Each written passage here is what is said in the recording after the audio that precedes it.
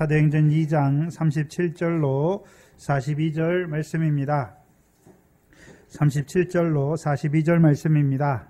이 시간 우리 각자에게 하시는 하나님의 말씀으로 함께 받겠습니다. 저희가 이 말을 듣고 마음에 찔려 베드로와 다른 사도들에게 물어 가로되 형제들아 우리가 어찌할꼬 하거늘 베드로가 가로되 너희가 회개하여 각각 예수 그리스도의 이름으로 세례를 받고 죄 사함을 얻으라. 그리하면 성령을 선물로 받으리니 이 약속은 너희와 너희 자녀와 모든 먼데 사람 곧 주 우리 하나님이 얼마든지 부르시는 자들에게 하신 것이라 하고 또 여러 말로 확증하며 권하여 가로되 너희가 이 패역한 세대에서 구원을 받으라 하니 그 말을 받는 사람들은 세례를 받음에 이날에 제자의 수가 3,000이나 더하더라. 저희가 사도의 가르침을 받아 서로 교제하며 떡을 떼며 기도하기를 전혀 힘쓰니라. 아멘. 우리가 아까 복음성가에 예수 믿으세요 라는 복음성가가 있었죠. 그럼 단지 예수를 믿으라는 말을 전하는 것입니까? 하나님께서 예수를 통해서 하신 큰 일을 말하는 것입니까? 큰 일을 말할 때, 그렇죠? 세 가지잖아요. 그 예수에게 성령을 먼저 주셔서, 그렇죠? 그로 하여금 큰 권능과 이적과 기사, 표적을 행하게 하셔서 그가 그리스도임을 증거하여 주셨고, 또한요, 그 그리스도께서 십자가의 죽으심으로, 그 나사렛 예수가 십자가의 죽으심으로 그리스도임을 증거하는 것이고, 또한요, 그 예수를 다시 살리신 그 부활을 증거하는 것이죠. 그래서 예수를 믿는다는 것은, 그렇죠? 그 그리스도께서 왜 나를 위해서 십자가에 죽으신 것이 믿어지는 것이고, 또한 그가 부활하셨는데 그 부활하신 주님이 믿어지는 것이죠. 그게 예수 믿는 거예요. 예수를 증거할 때 증거하는 자들마다 다른 것이죠. 세례요한과 같은 예수를 전하면, 그렇죠? 세상에서 자기 백성을 구원하신 예수밖에 몰라요. 근데 사도들을 통해서 증거해 주신 예수는 그가 그리스도고 그가 우리를 위해서 십자가에 죽으셨고 그가 하나님이 그를 다시 살리셔서 그가 아버지의 약속하신 성령을 부어주시는 예수를 믿게 되는 것이죠. 그래서 세례요한을 통해서 물세례 배포를 주시죠. 예수에 대해서 자세히 말하며 가르쳐 주시죠. 그럼 세례요한의 물세례 주는 자들과 사도들은, 그렇죠? 세례요한의 물세례 받았을 뿐만 아니라 그 예수님이 표적을 통해서 그리스도인 줄 알았고 그 그리스도가 또한 그 백성의 저주를 지시고 십자가에 죽으시는 것을 알았고 또 그 십자가에 죽으신 예수를 하나님이 다시 살린 그 증인들이잖아요. 그래서 증거하는 자들을 통해서 우리가 믿게 되는데 어떤 예수를 믿느냐는 다 다른 것이에요.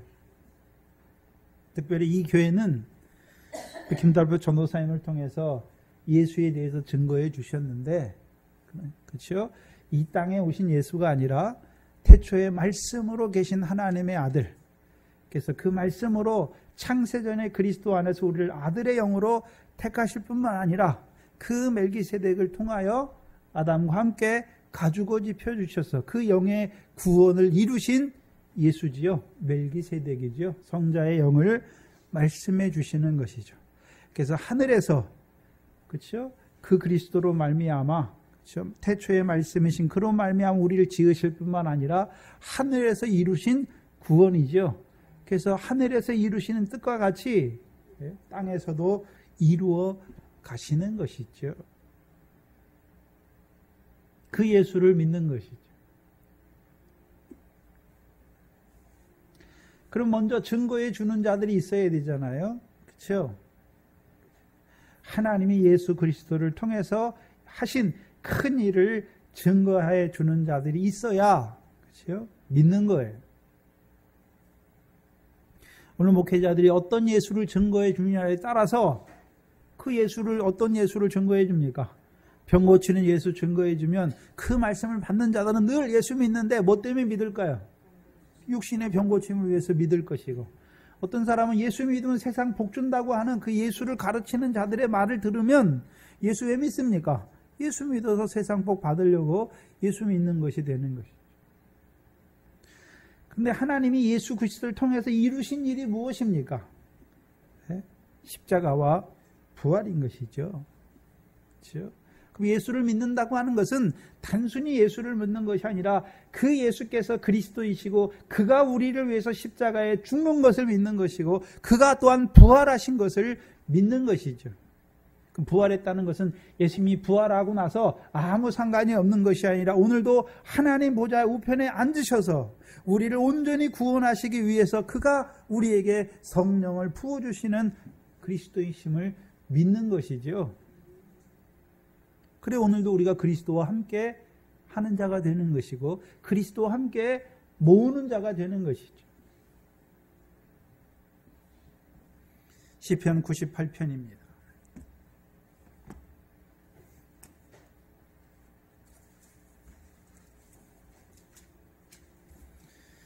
시편 98편 1절로 4절을 보시면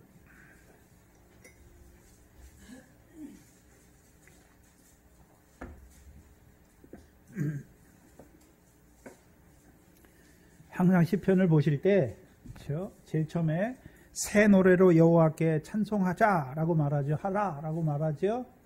왜 여호와를 찬송하는 것입니까? 그가 무슨 일을 행했습니까? 그 뒤에 쭉 나오는 거예요. 왜 우리가 여호와를 새 노래로 찬송해야 됩니까?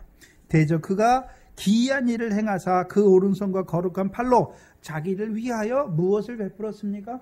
구원을 베푸는 그렇죠? 구원을 베푸신 것이지요. 그 오른손과 그 거룩한 팔로 그렇죠? 누구에게 구원을 베푸시는 것입니까? 자기 백성에게 구원을 베푸시는 것이죠. 근데 구약에서는요, 그 오른손과 거룩한 팔이죠. 그럼 하나님의 오른손은 무슨 오른손입니까? 의로운 오른손이죠.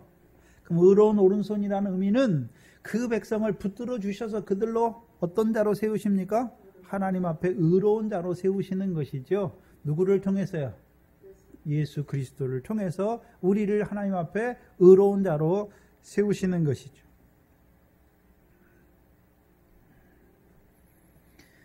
근데 누구를 위해서 구원을 베푸시는 것입니까? 자기를 위해서요. 자기를. 그렇죠? 자기를 위해서 구원을 베푸시는 것이죠. 그럼 자기를 위해서 구원을 베푸신다는 의미가 뭘까요? 하나님은 그렇죠? 거룩하신 하나님이죠. 그러면 그 구원을 입은 자들이 이제 누구의 이름을 찬송합니까? 거룩하신 하나님의 이름을 찬송하는 자 되게 하시기 위해서 자기 이름을 위하여 구원을 베푸시는 것이죠. 그럼 거룩하신 하나님이 하시는 일이 무엇입니까? 그 아들을 보내셔서 히브리서 10장 10절에 그 아들이 예수 그리스도께서 자기 몸을 단번에 들이심으로 우리가 거룩함을 입는 것이죠. 그럼 거룩함을 입은 자들에게 십자가에 죽으실 뿐만 아니라 부활하신 그리스도께서 무엇을 보내시는 것입니까?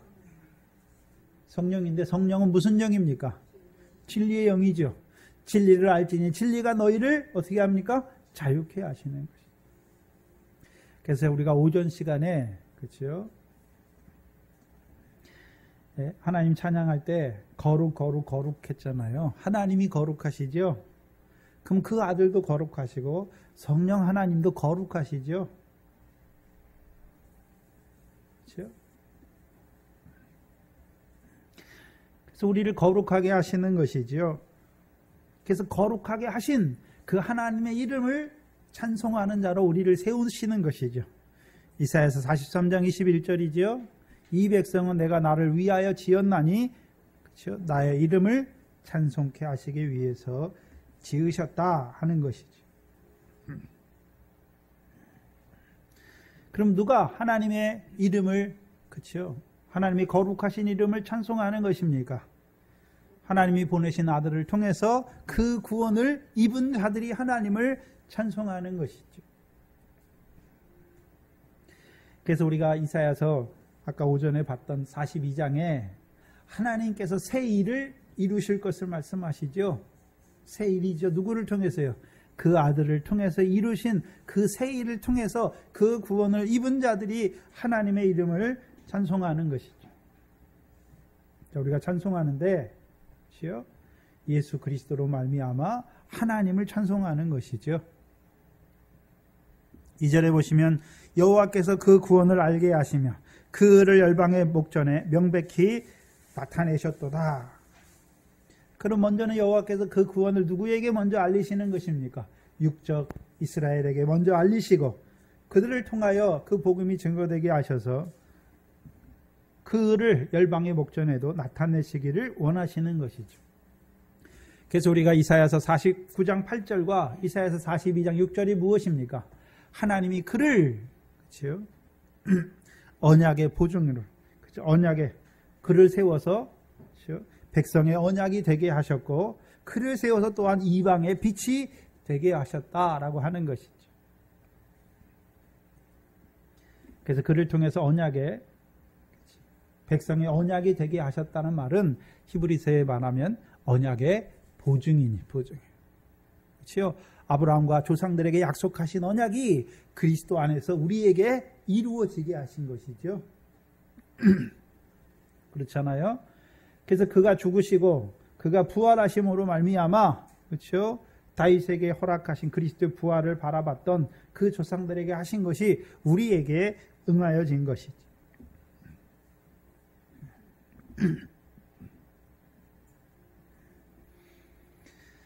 3절에 저가 이스라엘 집을 향하여 인자와 성실을 기억하셨으므로 땅의 모든 것이 우리 하나님의 구원을 보았도다. 그렇죠? 구원을 보았다는 말은 누가복음에서는요, 모든 육체가 그 영광을 보는 것을 말하는 것이죠.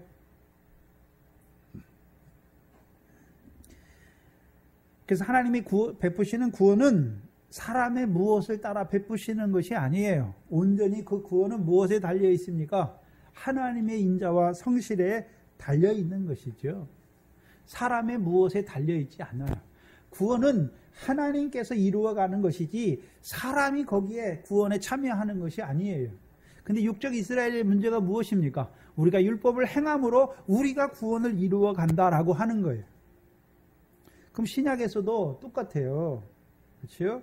우리가 예수 믿었지만 우리가 하나님 말씀 지키고 우리가 선을 행해야 구원을 받는다라고 하는 것은 다 무엇입니까? 하나님의 아들을 통해서 베푸신 그 구원을, 그렇죠? 짓밟는 자의, 욕보이는 자들을 말하는 것이죠.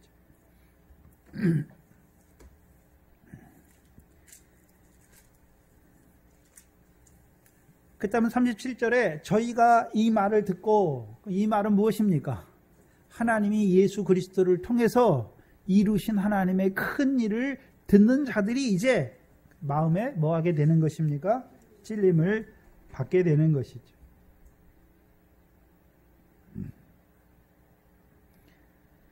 근데 이들은 어떤 자들이었습니까? 이들을 봐야 되는데, 원래 이들은 2장 12절과 13절에 보시면, 그렇죠?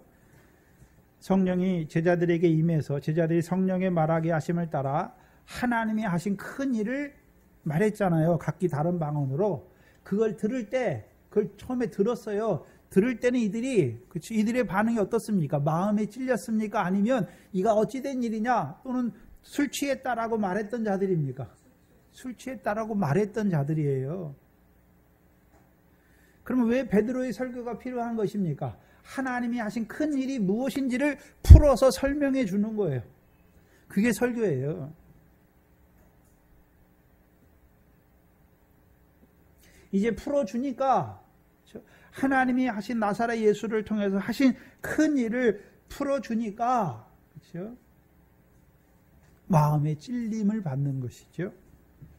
왜 찔림을 받습니까? 그가 나를 위해서 그 나사렛 예수가, 그가 그리스도가 왜 십자가에 죽으셨는지를 알게 되니까 뭐 하게 되는 것입니까? 마음이 찔린 것이죠.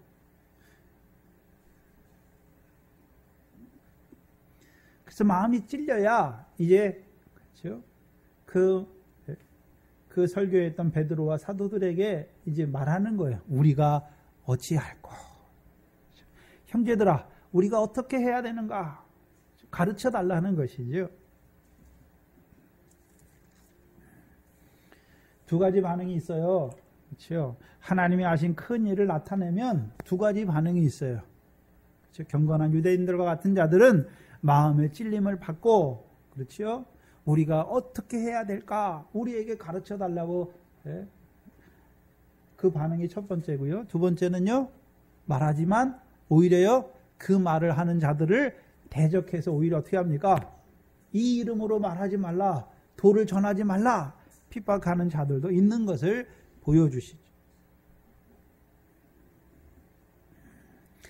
그럼 그들에게 그렇죠? 이 38절에 베드로가 가로되 너희가 회개하여 각각 예수 그리스도의 이름으로 세례를 받고 죄 사함을 얻으라. 그리하면 성령을 선물로 받을 것이다 라고 말하는 것이죠. 그럼 그들에게 뭘 말하는 것입니까? 회개하라 라고 말하는 것이죠. 그럼 마음에 찔림이 있잖아요. 무엇 때문에 찔림이 있었습니까? 깨달았으니까. 그렇죠? 회개라고 하는 단어는 그렇죠? 구약의 수부라는 단어예요. 내가 가는 길에서 돌이키는 거예요. 돌이키는 거. 그렇죠? 내가 가던 그 길에서 이제 돌이키는 거예요. 그래서 이제 전에 가던 그 삶의 길을 가지 않고 새로운 방향으로 나아가는 것이죠.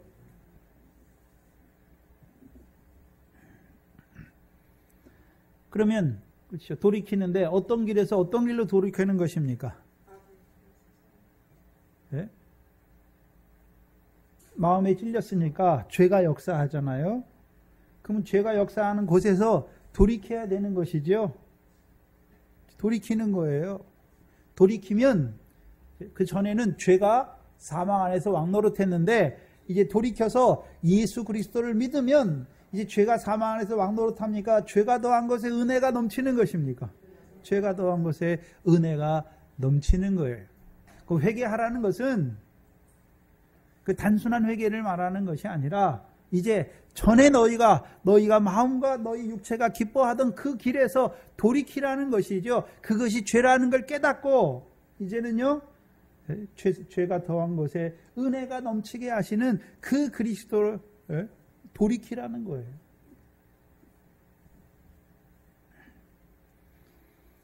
회개하여 회개해야 그 다음에 세례를 받을 수 있는 것이죠. 예수 그리스도의 이름으로 세례를 받는 것이죠. 그렇다면 생각해 보셔야 되는데 누가 세례를 받는 것입니까? 예수 그리스도 이름으로 세례를 주는 자가 있어야 세례를 받는 것이죠. 그렇죠? 그 세례요한도 세례를 줬어요. 아볼로도 세례를 줬죠. 근데 누구의 이름으로만 세례 줬습니까? 예수의 이름으로만 세례 줬잖아요. 왜요? 예수가 자기 백성을 위해서 죽으신 건 알아요. 근데 그 예수를 하나님이 살리셔서 약속하신 성령을 부어주신 부활하신 예수는 보지 못한다는 것이죠. 오늘 예수 믿는데 대부분의 사람이 거기 있어요. 예수가 십자가로 우리를 구원한 건 알아요. 그리고 말로는 예수가 부활했다고 말해요. 근데 예수님만 부활했지 예수의 부활이 자기와 무슨 상관이 있는 줄 알지 못해요. 그러니까 어떻게 삽니까? 전에 예수 믿기 전에 삶과 예수 믿고 나서 삶이 별로 다르지가 않아요. 성령을 선물로 받지 못하니까 뭘 구하고 있습니까? 육신의 목숨을 위해서 무엇을 먹을까 마실까 구하는 거예요. 이제 성령을 선물로 받으면 뭘 구하는 자가 되는 것입니까? 그 나라에 들어갔으니까 그 나라의 일을 구하는 자가 되는 것이죠.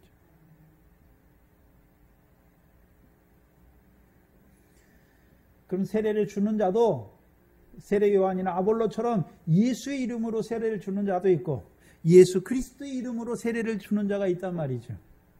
그럼 예수 그리스도의 이름으로 세례를 준다는 의미가 무엇입니까? 너희가 십자가에 못 박은 이 예수를 너희 죄 때문에 예수께서 십자가에 죽으셨고 그 예수를 하나님이 주와 그리스도가 되게 하셨다는 말이죠. 그게 믿어지는 거예요. 예수님이 유대인의 왕으로 십자가에 죽으시는 의미가 나와 무슨 상관이 있는지 그걸 말해줘야 알 거 아니에요. 또한 그의 부활이 우리와 무슨 상관이 있는 줄 아는 자가 되는 거예요. 하나님의 말씀은 저를 통해서 하나님의 말씀을 주시는데 누구에 대해서 알게 하는 것입니까? 먼저는 하나님에 대해서 또요 그 아들에 대해서 성령에 대해서 알게 하는 것이죠. 그게 세례예요. 세례. 자세히 말하고 가르치는 거예요. 목회자가 평생 해야 되는 것이 무엇입니까? 세례요, 세례. 예수 그리스도에 대해서 자세히 가르치고 말하고 자세히 가르치는 것이죠. 근데 문제는 예수님에 대해서 깊이 알면 알수록, 그렇죠? 깊이 알면 알수록 더 깊이 나타낼 수 있는 것이죠.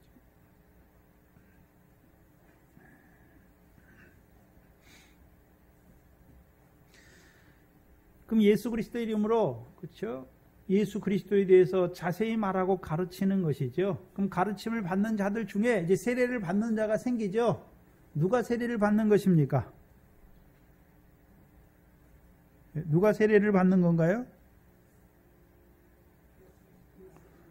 그 말을 예수 그리스도에 대해서 자세히 말하고 가르칠 때 그것이 믿어진 자들이 세례를 받는 것이죠. 아무나 세례를 받는 게 아니에요. 믿어진 자들이 세례를 받는 것이지요.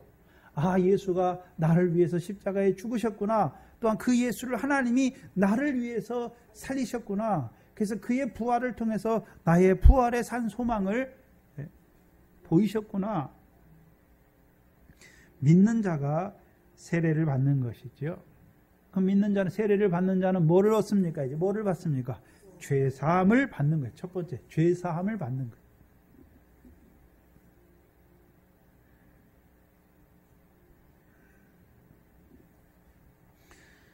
그렇다면 죄사함을 받는데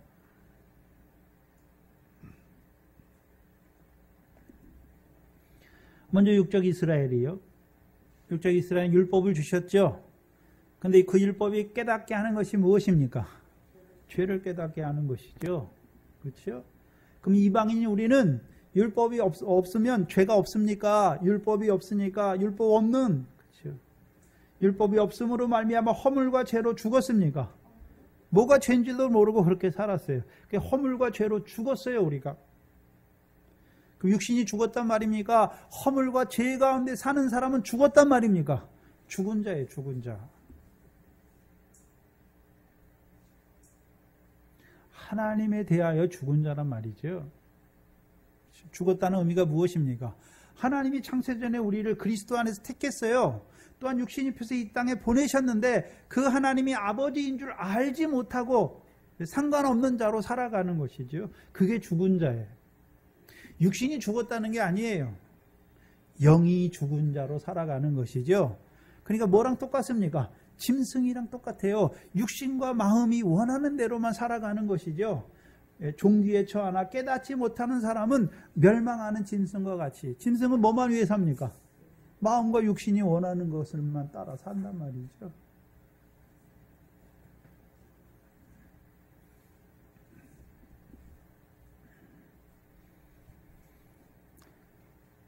그래서 로마서 3장 23절에 모든 사람이 죄를 범하였지요. 그래서 로마서의 구조는, 그렇죠?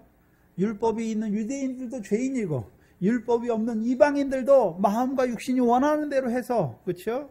죄인이다라고 말하는 것이죠. 모든 사람이 죄를 범하였어요.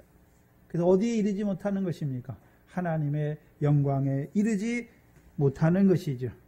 근데 율법의 외에, 율법과 선지자 외에 하나님의 한 의가 나타나지요. 그렇죠?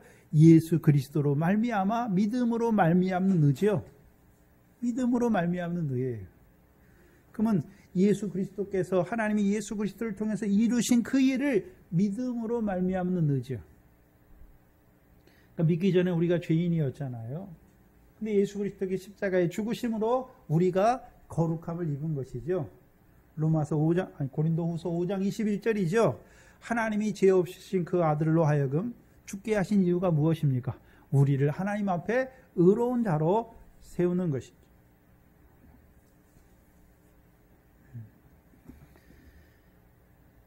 그래서 예수 그리스도가 화목제물이에요. 화목제물.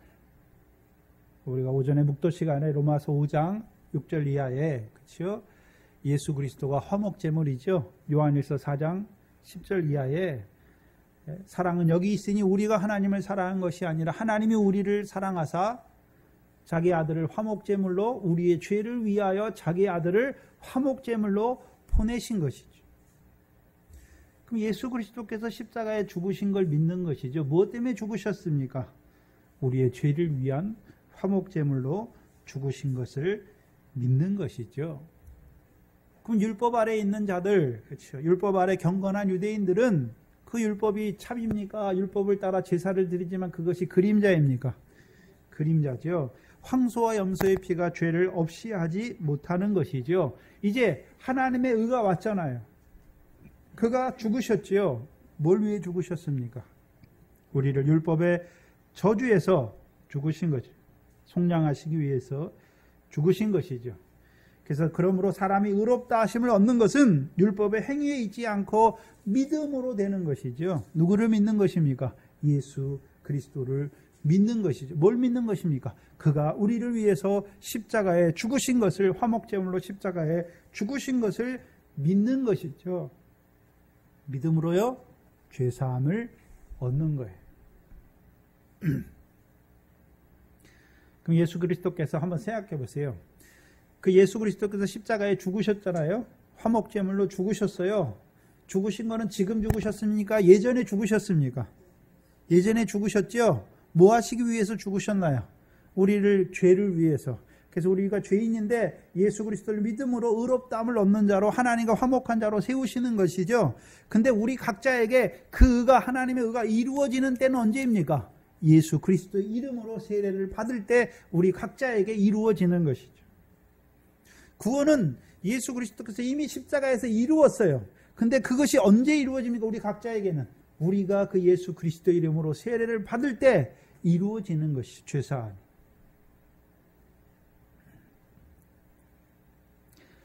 그래서 예수 그리스도의 십자가는 우리를 하나님 앞에 의롭다함을 얻는 자로 세우는 거예요.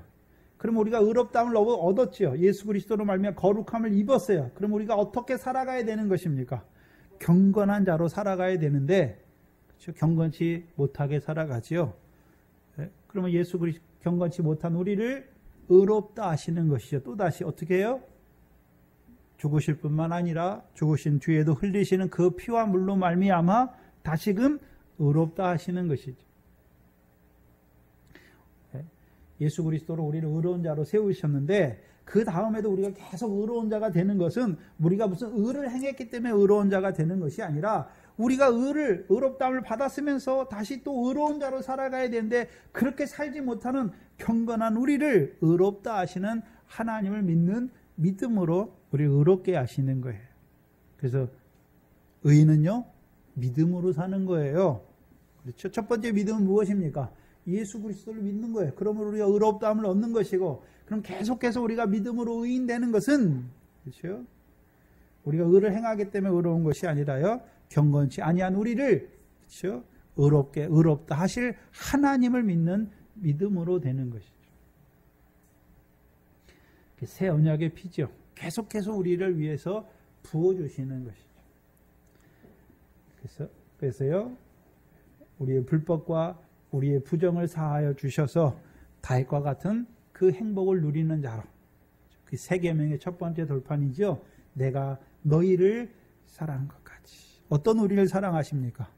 예수 그리스도로 구원하셔서 거룩함을 있게 하시고 성령을 부어주셨는데도 불구하고 그 나라와 의를 이루는 자가 아니라 세상 염려와 재리의 유혹과 썩어지는 것, 더러운 것, 쇠하해지는 것을 따라 살아가는, 육체의 소욕을 따라 살아가는, 경건치 않은 자로 살아가는 우리를 다시금 의롭다 하시는 것이죠. 그래서 저와 여러분이 예수 그리스도로 말미암아 의롭다함을 입을 뿐만 아니라 계속해서요, 그리스도 예수 안에서 의롭다함을 입은 자로 살아가야 하는 것이죠.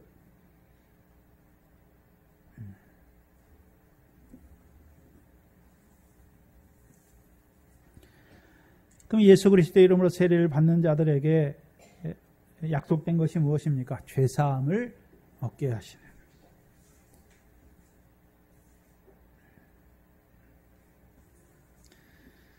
한마디로요, 마가복음 1장 15절에 때가 찼고 하나님 나라가 가까웠으니 회개하고 무엇을 믿으라고요? 복음을 믿으라 말씀하시는 거죠. 그러면 죄사함만 얻게 하십니까? 이제 성령을 선물로 주십니까? 성령을 선물로 주세요. 그럼 성령을 선물로 주시는 이유가 무엇입니까? 회개하고 복음을 믿은 자들에게 이제 하나님 나라 가까웠으니까 성령을 주셔서 성령 세례 주셔서 성령을 따라 나게 하셔서 이제 어디에 들어가게 하십니까? 하나님 나라에 들어가게 하시는 것이죠.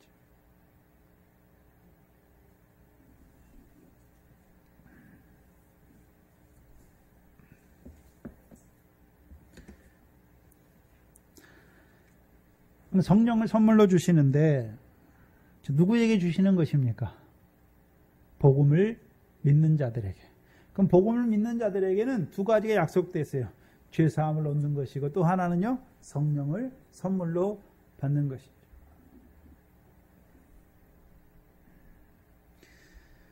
그럼 성령을 선물로 받으면 어떤 자가 되는 것입니까? 이삭과 같이 성령을 따라난 자가 되는 것이죠. 그게 첫 번째예요. 성령을 따라난 자는 하나님 나라의 백성이죠. 하나님 나라에 들어가는 것이죠. 그럼 들어간 자들에게 이제 들어갔으니까 그들이 누구의 이름을 부르는 것입니까? 주의 이름을 부르는 것이죠. 그들에게 계속해서 성령을 부어주시는 이유가 무엇입니까? 이제 구원을 이루는 자로, 그 나라를 이루는 자로 살게 하시는 것이죠. 그래서 부활하신 예수님께서 아버지의 약속하신 성령을 부어주시죠. 그럼 아버지의 약속하신 성령이니까, 그럼 성령은 하나님의 기쁘신 것을 통달하잖아요. 그럼 하나님의 뜻을 우리에게 가르쳐줘요. 그럼 하나님의 뜻이 무엇입니까? 하늘에 계신 하나님의 뜻이 무엇입니까? 우리로 하여금 하늘에 계신 아버지 하나님께서 갚으시는 상이 있는 의를 행하는 자로 살게 하는 것이죠. 그래서 누가 예수님의 형제의 자매의 모친입니까? 하늘에 계신 내 아버지의 뜻대로 행하는 자가 내 형제의 자매의 모친이지요. 그럼 누가 하나님의 뜻대로 행하는 것입니까? 이 땅에서 하나님 나라 백성이죠. 어떻게 해요? 성령을 주셔서 하나님의 기쁘신 뜻을 우리에게 통달을 깨닫게 하셔서 우리로 하여금요, 이제 그 나라와 의를 구하는 자로 살게 하시는 것이죠. 39절에 이 약속은 뭐를 말씀하냐면 성령을 주시는 약속이에요. 아버지의 약속하신 성령이죠. 사도행전에서는 그렇죠? 제자들에게 너희가 이 성에 머물어서 아버지의 약속하신 것을 받으라, 성령을 받으라는 것이죠. 근데 하나님의 약속은 두 가지 하나님의 약속은 먼저 뭐가 약속입니까? 로마서 1장 2절이죠. 아들에 대해서 약속하신 거죠. 복음을 약속하신 거예요. 그럼 복음만 약속하셨습니까? 복음을 믿는 자들에게 이제 죄사함을 주실 뿐만 아니라 성령을 약속하셨습니까? 성령을 약속하신 것이죠. 근데 왜 복음을 믿는 자들에게 성령을 선물로 주시는 것입니까? 복음은 누구에 대해서 말하는 것입니까? 하나님의 아들이죠. 그가 죽으시고 부활하신 그가 성령을 부어주시기 때문에 복음을 믿는 자들에게 성령을 부어주시는 것이죠. 그래서 성령은 아버지의 성령이시지만 누구를 통해서 부어주십니까? 부활하신 예수님을 통해서 부어줘요. 누구에게 부어주시는 것입니까? 예수의 십자가와 부활을 믿는 자들에게 부어주시는 것이죠.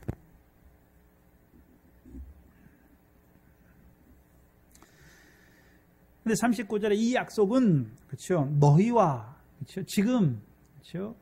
이 베드로의 설교 하나님이 하신 큰 일을 예수 그리스도를 통해서 하신 큰 일, 그렇죠? 너희가 십자가에 못 박은 예수를 하나님이 주와 그리스도가 되게 하셨다는 그 큰 일을 듣는 너희에게만 하는 것이 아니라 너희 자녀에게도 약속된 것이다. 뭐가 약속되어 있습니까? 성령이 약속된 것이다 라고 말하는 것이죠.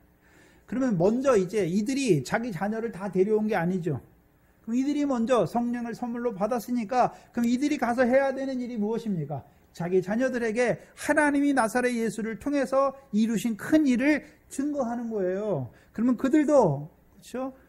먼저 된 자들을 자기 아버지를 통해서 예수 그리스도의 이름으로 이름에 대해서 자세히 풀어줄 때 예수 그리스도의 이름으로 세례를 받으면 그들도 뭐를 받게 되는 것입니까? 성령을 선물로 받게 되는 거예요.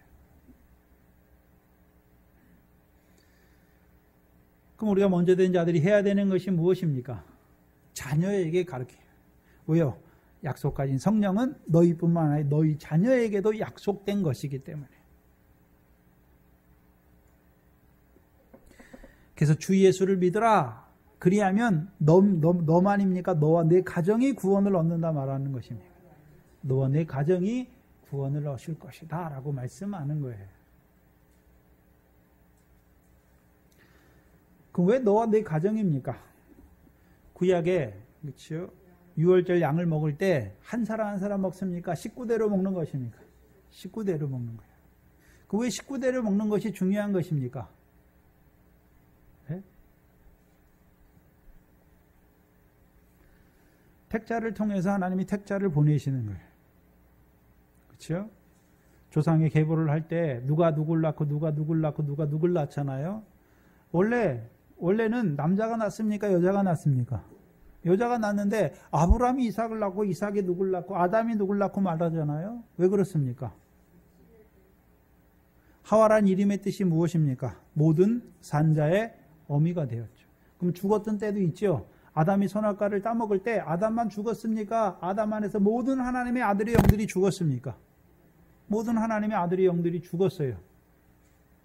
근데요, 하늘에서 이루신 제사, 멜기세덱을 통해서 이루신 제사를 통해서, 그렇죠? 아담만 산자가 됐습니까? 아담 안에 아담의 씨로 올 모든 하나님의 아들들이 산자가 되었습니까?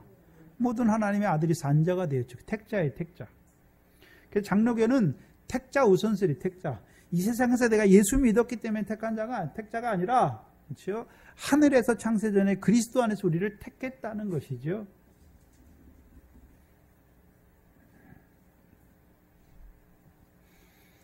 근데 우리가 이 세상에서, 그렇죠? 제일 처음에 예수 믿을 때는, 그렇죠? 예수가 세상에서 나를 세상 중에서 십자가에서 죽으심으로 나를 세상 중에서 구원하신 것만 알잖아요. 더 자라가면 이제 예수를 깊이 알면, 나를 십자가에서 구원하실 뿐만 아니라 창세전에 나를 먼저 택했구나. 그리스도 안에서 택하셨구나. 그것도 알게 되는 것이죠.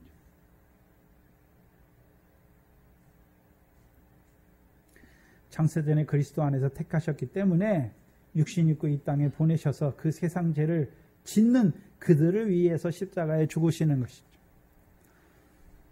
우리가 이 땅에 오기 전에, 저와 여러분이 이 땅에 오기 전에, 그렇죠? 우리의 존재가 없었습니까? 우리의 존재가 하늘의 아들의 영으로 있습니까? 아들의 영으로 있는 거예요. 영에다 육신 입혀 보내시는 거죠. 그럼 저와 여러분이 이 땅에 오기 전에 하늘에서 아들의 영으로 있을 때에는, 그때에는 세상 죄가 있습니까? 없습니까? 없어요. 세상에 와야, 육신을 입어야 이제 그 아담의 자손으로 왔으니까 그 육신에 하나님을 거스리는 원죄의 씨가 있으니까 그 원죄를 따라 세상 죄를 짓게 되는 거예요.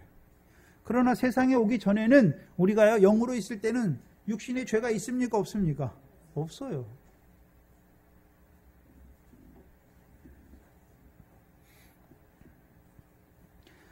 그걸 알게 되는 것이죠. 그다음 이 약속, 성령을 주시는 약속은 너희에게만 약속되어 있습니까? 너희와 너희 자녀와 또 먼데 있는 모든 사람들에게도 약속된 것입니까? 먼데 있는 모든 사람에게도 약속되는 것이죠. 그래서 요엘 선지자로 말세에 내가 모든 만민에게요 내 영을 부어주시겠다라고 말하는 것이죠. 그러면 성령을 부어주시는데 누구에게 부어주시는 것입니까? 예수 그리스도 이름으로 세례를 받은 자들에게만 성령을 부어주시는 것이죠.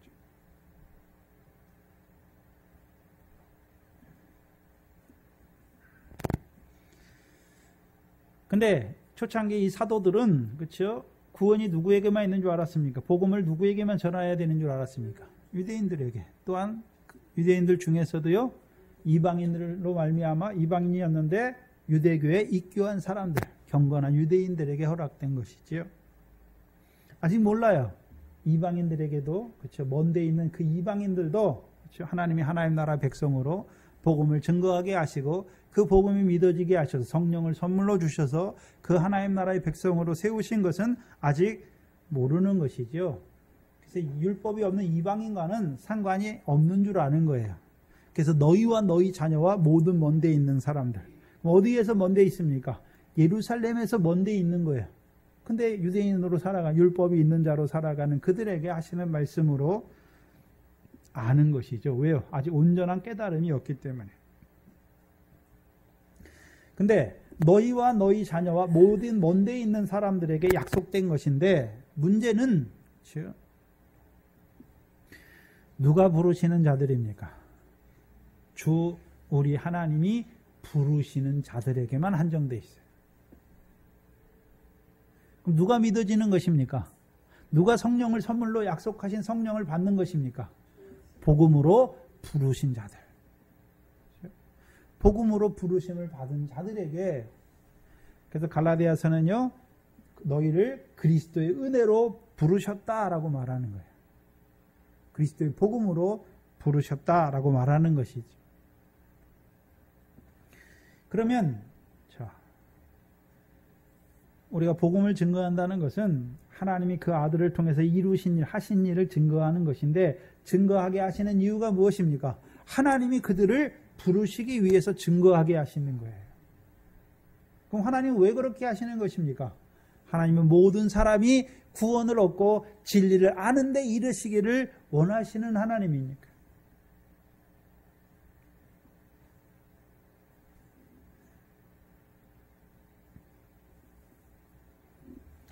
그럼 하나님이 누구는 부르시고 누구는 부르지 않습니까? 율법의 행함을 의지하는 자들은 부르십니까? 부를 수가 없습니까? 불러도 안 와요. 그렇죠? 왜요? 자기 의를 의지하라고 하나님의 의를 굴복지 않는 자들이니까.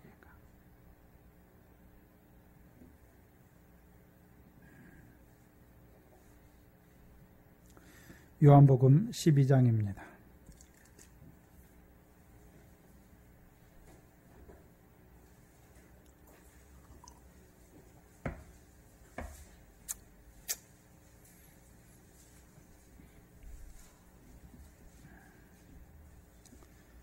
요한복음 12장 37절로 42절입니다.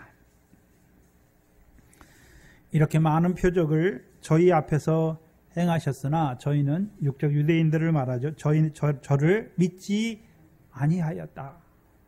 이는 선지자 이사야로 하신 말씀을 이루려 하심이라. 가로되 주여 우리에게 들은 바를 누가 믿었으며 주의 팔이 누구에 나타나 있나이까 하더라. 저희가 능히 믿지 못한 것은 이 까닭이니 곧 이사야가 다시 일렀으되 저희 눈을 멀게 하시고 저희 마음을 완고하게 하셨으니 이는 저희로 하여금 눈으로 보고 마음으로 깨닫고 돌이켜 내게 고침을 받지 못하게 하려 함이니라 하였습니다. 이사야로 하신 말씀이 그렇죠? 그때 당시뿐만 아니라 지금 이루어지는 것이죠. 그럼 오늘도 하나님께서는 열심히 부르시지만 그렇죠? 왜 나오지 않습니까? 마음이 어떻게 됐습니까? 완악하게 됐잖아요. 완악하게. 육적 이스라엘은 무엇 때문에 완악하게 됐습니까? 율법을 주신 그것 때문에 율법의 행함을 의지함으로 완악하게 된 것이고, 그러면 이방인인 우리들, 오늘도 하나님 백성인데 예수를 안 믿고 살아가는 하나님 백성들, 그렇죠?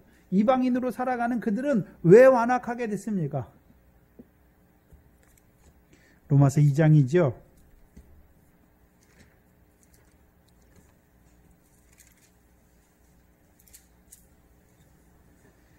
로마서 1장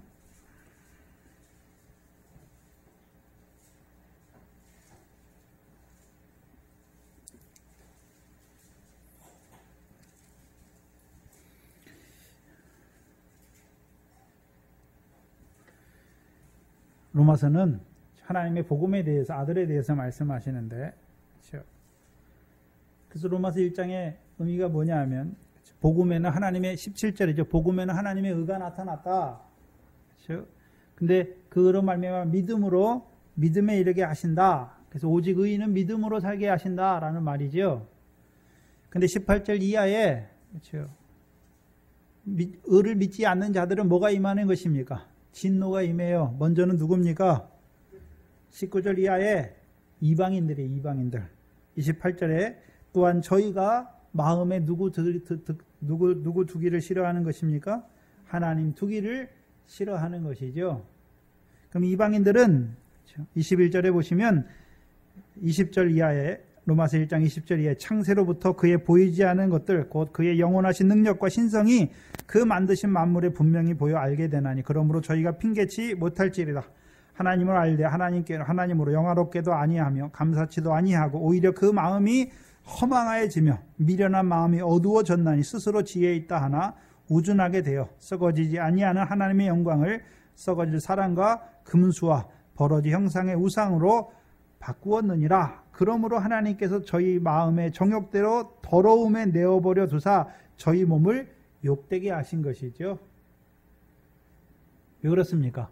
마음에 하나님 두기를 싫어하는 이방인의 모습을 보여주시는 거예요. 그리고 2장 1절부터는요, 율법을 가진 육적 유대인들이 왜 완악하게 되었는지를 보여주세요. 4절 이하에 보시면 2장 4절 이하에 내가 하나님의 인자하심이 너를 인도하여 회개케 하심을 알지 못하여 그의 인자하심과 용납하심과 길이 참으심의 풍성함을 멸시하느뇨. 다만 내 고집과, 그럼 뭘 고집합니까? 율법의 행위를 고집하는 것이죠. 육적 이스라엘이 왜 망하는 것입니까? 율법의 행위를 고집함으로. 그럼 안 믿는 이방인들은 왜 망하는 것입니까? 마음에 하나님 두기를 싫어하는 것이죠.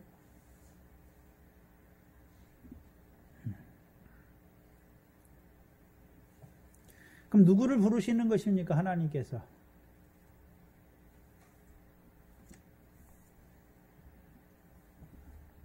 누구를 부르시는 것입니까? 하나님이 부르시잖아요.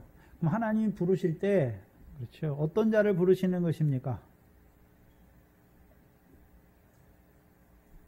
어떤 자를 부르시나요?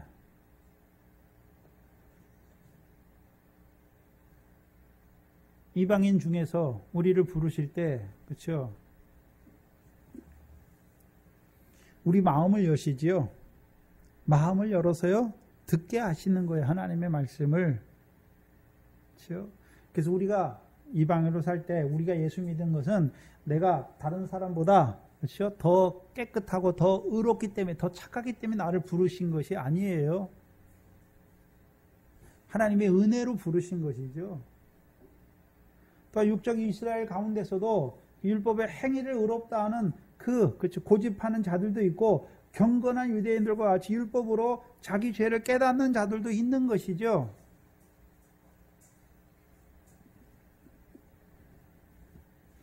은혜로 부르시는 거예요. 내가 뭘 행했기 때문에 부르는 것이 아니라 은혜로 부르시는 거예요. 왜 은혜로 부르시는 것입니까? 아무도 자랑치 못하게 하시기.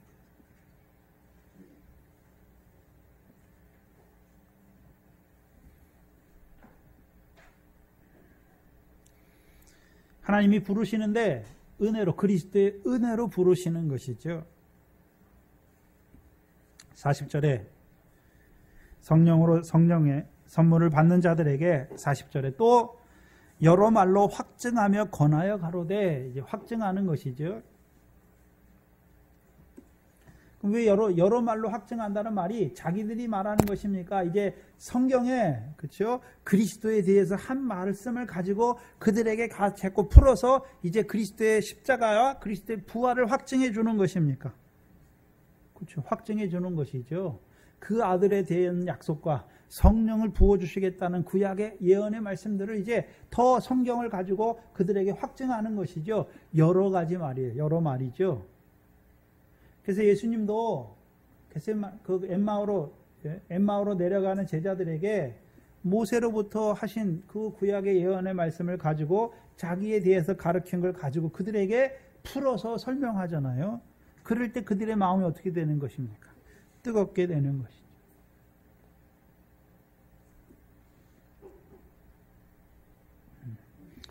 그렇다면 구약의 성령 시대와 그 복음에 대해서 증거하게 하신 것이 요엘서밖에 없습니까? 다윗의 시편밖에 없습니까? 여러 군데 다 많습니까? 여러 군데 많아요. 대표적으로 이제 사도 베드로가요, 요엘서 말씀 가지고 성령이 시작됐다. 그 다윗의 시편을 가지고 그리스도가 부활하셔서 너희에게 성령을 부어주셨다. 그걸 말하는 거예요. 근데 그것은 단지 그 두 군데만 나온 것이 아니라 여러 군데 다 나와 있죠. 그래서 이제 그들이 그 말로 확증해 줘서 그들이 이제 구약 성경을 읽을 때, 오실 그리스도에 대해서 예언한 대로 그리스도께서 오셔서 우리를 위해 죽으셨고 부활하셔서 오늘 하나님 보좌 우편에서 우리에게 성령을 부어주셨구나. 이제 확증하게 하는 거예요. 확증.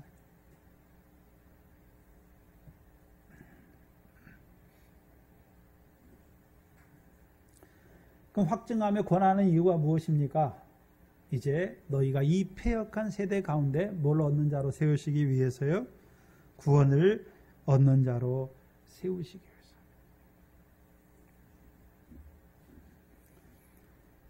그럼 패역한 세대 가운데서 구원을 얻게 하시는 것이죠. 이 패역이라는 단어는 우리가 성경에 어떤 의미로 쓰이냐면 굽었다. 그렇죠? 예수님께서 이 땅에 오신 것은 모든 굽은 것을 곱게 하시기 위해서 오셨다라고 말씀하시죠. 이렇게 굽었다, 삐뚤어졌다, 어그러졌다라는 말이에요.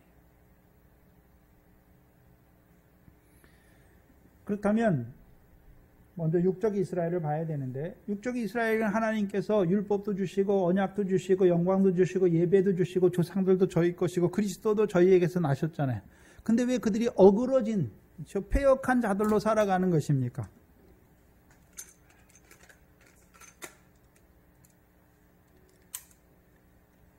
왜 그렇습니까? 행함을 의지하는 거죠. 율법의 행함을 의지하니까 하나님의 의를 믿지 않는 것이죠. 복음을 믿지 않는 자들이 되는 것이죠. 그러면서 그들이 예수님 살아계실 때 예수님이 표적을 행하잖아요. 근데 그 예수님께 무슨 표적을 구합니까? 하늘로서 오는 표적을 구하잖아요.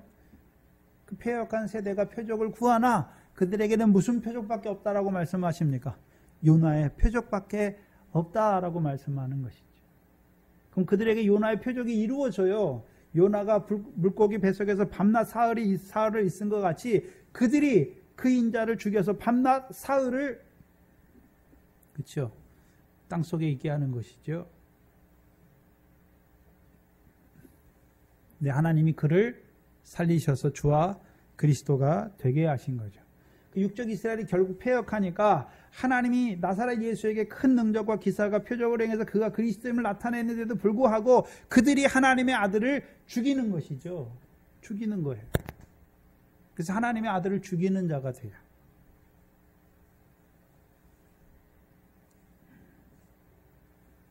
왜 그렇습니까? 율법을 가지고 있는데 믿음이 없어요. 믿음이. 행함만 의지하고 있으니까.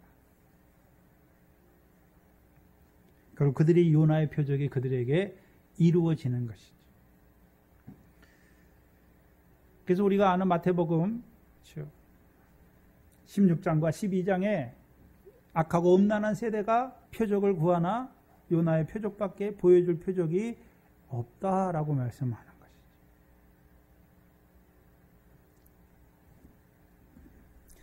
그럼 요나의 표적을 통해서 인자가 밤낮 사흘을 땅에 있어야 되는 것을 말씀하시죠. 그러면 그들은 그렇죠. 예수님을 어디에 들어가게 하는 자들입니까? 죽여서 무덤에 그렇죠.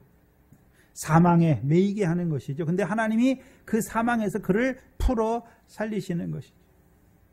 그럼 예수님을 사망에 넣는다는 것은 그들이 누구의 자식으로 살아가는 것입니까? 사망의 세력을 잡은 마귀로 살아가잖아요. 그러니까 요한복음 8장에 그렇죠? 내가 너희에게 진리를 증거하는데 너희는 너희에게 진리를 말하는 나를 죽이려 하는도다. 아브라함은 이렇게 하지 않았다. 근데 너희는 왜 이런 자가 됐느냐? 너희는 너희 아비 마귀에게 속한 자가 됐다라고 말하는 것이죠. 너희 처음부터 살인한 자여 거짓의 아비다. 그럼 그들이 어떤 자가 됐습니까? 율법을 주신 하나님의 뜻을 알지 못하고 율법을 가지고 있지만 마귀에게 속해서 그 율법을 가지고 뭐 하는 자가 됐습니까? 자기를 의롭다고 하는 자가 됐고, 그렇죠? 자기 의로움을 인하여 하나님의 자리에 앉아서 형제를 판단하고 정죄하고 헤아리는 자가 됐단 말이죠. 율법은 죄를 깨닫게 하시기 위해서 주신 것인데, 그래서 죄를 깨닫는 그들로 하여금 그렇죠. 그 율법의 저주에서 속량하신 그리스도를 기다리게 하시는 것이고 이제 때가 돼서 그 그리스도께서 오셔서 그들을 위해서 십자가의 율법의 저주에서 속량하시기 위해서 십자가에 죽으신 것을 나타내 주셨잖아요. 근데 보지 못하는 소경이 된 것이죠. 왜요? 완악하게 되었으니까. 그럼 유대인들만 완악하게 됐습니까? 이방인인 우리도 완악하게 됐습니까? 그러면 왜 패역한 세대에게, 왜 구원을, 패역한 세대에서 왜 구원을 받으라고 말하는 것입니까? 그러면 그 패역한 세대로 살아가는 자들은 결국 무엇을 쌓는 자가 되는 것입니까? 진노를 쌓는 거예요. 진노를. 그래서 로마서 2장 4절 5절이 무엇입니까? 다만 네 회개치 아니한가 네 고집을 따라서 진노의 날에 내게 임할 진노를 쌓는 자로 살아가는 것이죠. 그리고 에베소 2장 1절 이하에 허물과 죄로 죽은 우리를 살리셨다라고 말씀하고, 우리가 전에, 그렇죠? 전에 예수 믿기 전에 어떤 자로 살았습니까? 네? 공중의 권세 잡은 자들의 영을 따라 살았죠. 그렇게 살 때는 본질상 진노의 자녀죠. 하나님의 진노를 자취할 수밖에 없는 자들로 살아갔던 자들이죠.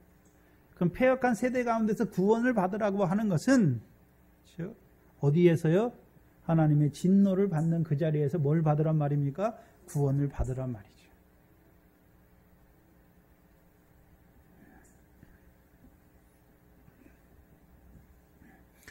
그럼 우리가 받을 진노를 누가 받으셨습니까? 그리스도께서 받으셨잖아요.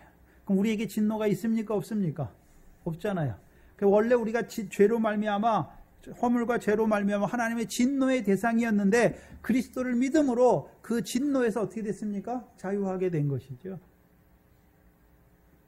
자유하게 된 것이죠. 곧 하나님과 화목하게 된 거예요. 죄인이 하나님과 화목하게 된 것이죠.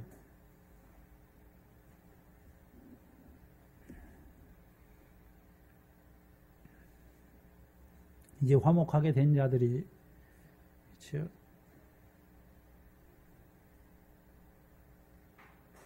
구원을 받았다, 구원을 받으라 하니 그는 그 41절에 그 말을 받는 사람들의 세례를 받음에 이날의 제자의 수가 3,000이나 되었다.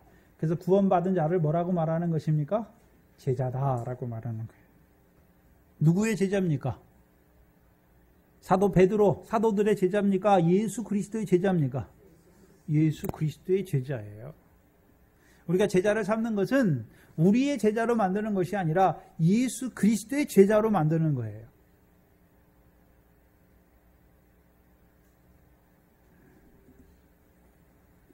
그렇다면 이제 제자가 된 자들은 제자가 됐으면 다 됐습니까? 아니죠.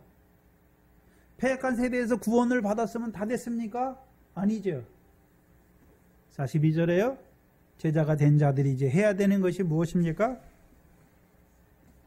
힘써야 돼요. 전혀. 그렇죠? 여기 전혀라는 단어는 우리가 사도행전 1장 할 때, 그렇죠? 120문도가 함께 모여서 전혀 기도에 힘쓰다라고 하는 전혀라고 할 때 어디에 몰두하다, 어디에 헌신하다라는 의미죠. 그럼 제자가 됐다고 다 된 것이 아니라, 구원을 받았다고 다 된 것이 아니라 이제 뭐 해야 됩니까? 헌신하는 거예요. 몰두하는 거예요. 제자들은 뭐에 몰두해야 됩니까? 세 가지. 첫 번째요, 사도들의 가르침에 몰두하는 거예요. 두 번째는요, 서로 교제하는 데 몰두하는 것이죠. 세 번째는요, 떡을 떼며 기도하는 데 몰두하는 거예요. 근데 우리말 성경은 마지막에 걸어놨잖아요. 떡을 떼며 전혀 기도에 힘쓰다. 그냥 기도하는 데만 몰두하는 거로 말해놨어요. 근데 원어에서는요, 그렇죠? 몰두하는데요, 사도들의 가르침에 몰두하는 것이고요, 서로 교제하는 데 몰두하는 것이고, 이제 떡을 떼며, 그렇죠? 기도하는 것에 몰두하는 거예요. 다른 말로요, 헌신하는 거예요. 그럼 누가 제자입니까? 저와 여러분이 제자지요. 그럼 제자가 이제 몰두해야 되는데 뭐에 몰두해야 됩니까? 가르침에 몰두하는, 사도들의 가르침에 몰두하는 거예요. 그 다음에 교제하는 데 몰두하는 것이고, 떡을 떼며 기도하는 데 몰두하는 것이죠. 그러면 제자가 됐으면 다 됐지, 그렇죠? 그들에게 왜 사도들이 또 가르치는 것입니까? 뭘 가르치는 것입니까? 마태복음 20장 18절 이하에 너희는 모든 족속으로 제자를 삼아 아버지와 아들과 성령의 이름으로 세례를 주고, 그 다음에요, 내가 분부한 모든 것을 가르쳐야 되죠. 왜요? 저희도 지켜야 되니까. 가르치는 거예요. 이제. 제자가 된 다음에 비로소 뭐 하는 것입니까? 예수님이 분부한 모든 것을 가르쳐 지키게 하는 것이죠. 이제 저와 여러분은 이미 복음이 믿어졌죠. 그래서 패역한 세대에서 성령으로 말미암아 구원을 받았어요. 주의 택함을 입은 자예요. 그러면 택함을 입었으니까 이제 다 됐습니까? 계속해서 세우신 종을 통해서 가르쳐 주시는 가르침을 받아야 되는 것입니까? 가르치는 그것에 몰두해야 돼요.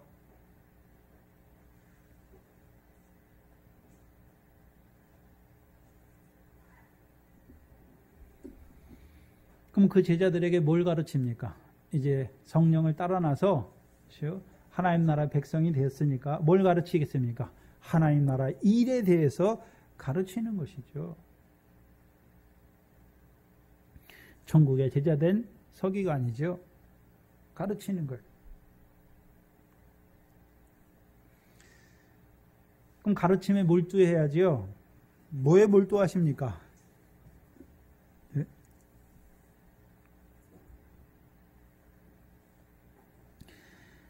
가르치는. 우리를 이제 성령을 선물로 주셔서 하나님 나라의 백성으로 살리셨잖아요. 그럼 이제 우리가 뭐에 몰두하는 자로 살아가야 되는 것입니까? 가르치는, 가르침이죠. 사도들을 통해서 우리에게 가르쳐 주는 것. 이제 제자로 어떻게 살아가야 되는지를 가르쳐 주셨으니까 우리가 그 가르침에 몰두해야 되는 거죠. 가르쳐 줘야 이제 제자로 어떻게 살아가게 되는 것이죠. 또한 가르침만 받는 것입니까? 교제에 몰두하는 것입니까? 교제예요, 교제. 교제는 한마디로 그냥 안녕하세요 그런 걸 교제라고 말하는 것이 아니라 이제 가르침을 받은 사람들끼리 삶을 나누는 거예요. 뭘 나눈다고요? 삶을 나누는 거잖아요. 왜 삶을 나누는 것입니까? 우리가 그리스도의 몸의 지체잖아요. 그럼 손과 눈이 따로 있으면 다른 지체입니까? 한 지체입니까? 한 지체잖아요. 그럼 나눈다는 의미가 무엇입니까? 덕을 세우는 거예요, 덕을. 그리스도의 몸을 세우는 것이죠. 세 번째는요, 떡을 떼며 기도하는데 몰두하는 것이죠. 그럼 떡을 뗀다라고 하는 것은, 떡은 그냥 육신의 떡을 말하는 것입니까? 생명의 떡을 말하는 것입니까? 생명의 떡을 떼는 것이죠. 그럼 생명의 떡을 떤 자는 이제 뭐 하게 되는 것입니까? 기도하게 되는 거예요. 먼저는요, 그 생명의 말씀을 내게 하시는 말씀으로 믿었으니까 이제 그 말씀대로 내게 이루어 주시기를 기도하는 것이고, 더 자라가서는요, 사도행전 1장 14절과 같이 마음을 같이하여 기도에 몰두하는 것이죠. 뭘 위해 기도하는 것입니까? 이제 이 복음이 이제 예루살렘과 유대와 사마리아와 땅 끝까지 전파되기를 기도하는 것이죠. 그래서 우리에게 제자들이 됐다고 구원을 받았다고 다 된 것이 아니라 이제 사도의 가르침과 교제와 떡을 떼며 기도하는데 몰두하는 자로 살아가는 것이죠. 몰두하는 자로 살아가면 하나님께서요, 아구까지 채우세요. 아구까지 채우시면요, 하나님이 떠다 갖다 주라 하면 갖다 주는 거예요.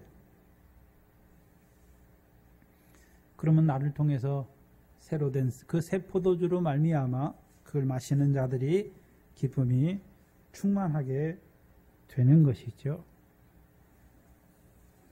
그 사도행전은 세 가지예요, 세 가지. 먼저 성령이 임하는 역사를 보여주시고 베드로를 통해서 하나님이 하신 큰 일이 무엇인지, 그래서 큰 일을 통해서 너희에게 성령이 임한 것을 보여주시고, 이제 그 예수 그리스도의 이름으로 그렇죠, 세례를 받고 그들에게 성령 세례를 주셔서 이제 그 제자들이 어떻게 살아가야 되는지를 저와 여러분에게 가르쳐 주시는 것이죠. 그럼 저와 여러분이 또 복음을 전하는 것입니까? 이제 기억하게 하는 것입니까? 하나님이 그 아들을 통해서 우리에게 이루신 일을 기억하게 하는 것이죠. 그러면 기억하는 자들, 우리가 제자가 됐으니까, 그렇죠? 그럼 제자들이 이제 뭐에 몰두해야 되는 것입니까? 가르침과 교제와 떡을 떼며 기도하는데 몰두해야죠. 누가요? 예수님의 그 당시 제자들만 말하는 것입니까? 오늘 우리가 어떻게 살아가야 되는지를 말씀하시는 것입니까? 우리가 어떻게 살아가야 되는지를 말씀하시는 거예요. 그러면 저와 여러분이 제자인데 뭐 하고 계십니까? 뭐에 몰두하십니까? 가르침과 교제와 떡을 떼며 기도하는 그 일에 몰두하는 자로, 헌신하는 자로 살아가시기를 바랍니다. 기도하겠습니다.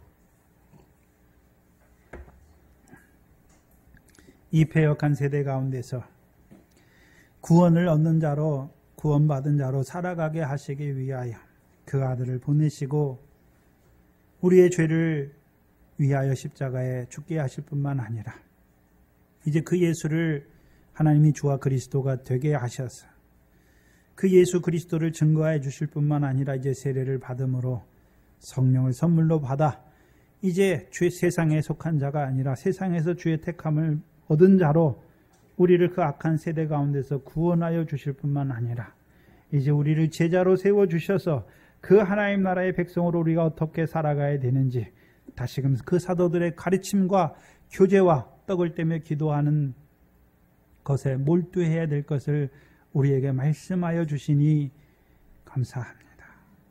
우리의 삶을 돌아보게 하시고 우리가 오늘 무엇에 우리의 마음을 쏟고 있는지 우리 자신을 돌아보게 하시고 이제 우리를 제자로 그 아들을 통하여 우리를 제자로 세우셨사오니 이제 우리가 그 사도의 가르침과 교제와 떡을 떼며 기도하는 것에 몰두하는 자로 전념하는 자로 힘쓰는 자로 살아가는 저희들 되게 하여 주시옵소서. 감사하며 예수님의 이름으로 기도하옵나이다. 아멘.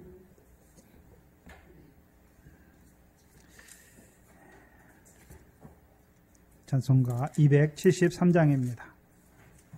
278장입니다.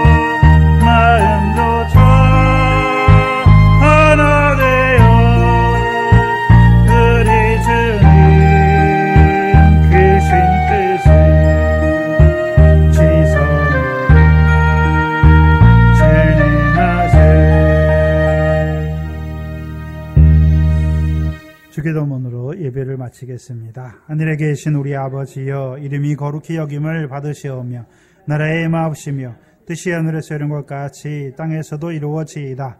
오늘날 우리에게로 오늘 양식을 주옵시고 우리가 우리에게 죄 지은 자를 사해 준 것 같이 우리 죄를 사해 주옵시고 우리를 시험에 들게 하지 마옵시며 다만 악에서 구하옵소서.